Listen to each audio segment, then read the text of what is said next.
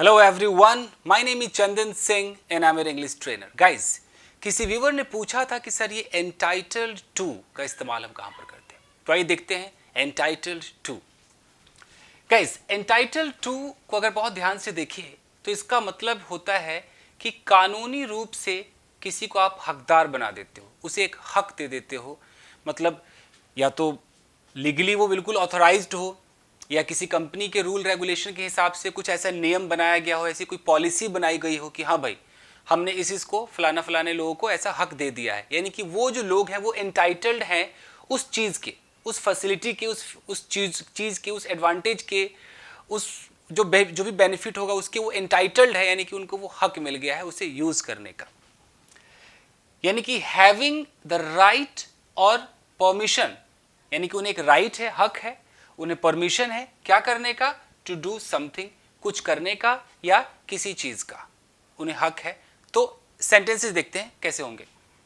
यहां पर एक सेंटेंस है कि बीइंग अ सीनियर सिटीजन, यानी कि एक सीनियर सिटीजन होने के नाते you are entitled to several discounts. अब इसका क्या मतलब है कि आप एक सीनियर सिटीजन है तो आप एंटाइटल्ड हैं, यू आर एंटाइटल्ड, यानी कि आपको हक है, आप एंटाइटल्ड है। किस चीज के एंटाइटल्ड है? सेवरल डिस्काउंट्स के, यानी कि जो कई तरह के जो डिस्काउंट है वो अब आपको मिलेंगे, आपको वो हक दे दिया गया है। तो ये कोई नियम होगा, कोई कानून है जिसके तहत जो भी सीनियर सिटीजन है तो उन्हें ये डिस्काउंट्स मिलेंगे, तो मिलेंगे। जो भी सीनियर सिटीजन होगा उसे मिलेगा, यानी कि वो एंटाइटल्ड हो चुका है। वहां पे हम यूज करते हैं।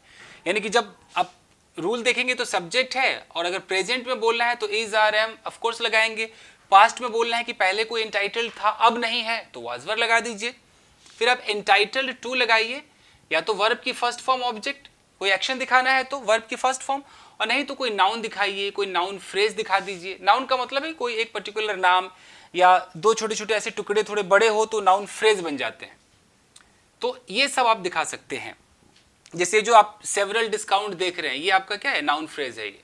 तो इस तरीके से होता है। और देखते हैं एक सेंटेंस है कि you are entitled to use this facility, यानी कि आपको हक है, आप एंटाइटल्ड है, आप हकदार हैं किस चीज के, क्या करने के, टू यूज दिस फैसिलिटी। अब यूज हमारा वर्ब की फर्स्ट फॉर्म है कि आप इस्तेमाल करेंगे इस फैसिलिटी का, तो ये जो सुविधा है इसको यूज करने का हक आपको है।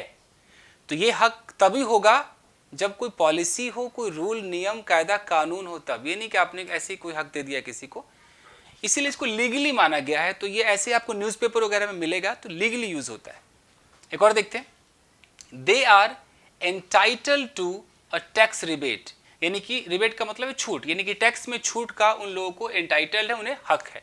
तो वो लोग एंटाइटल्ड हैं, दे आर एंटाइटल्ड, वो हकदार हैं। किस चीज के हकदार हैं?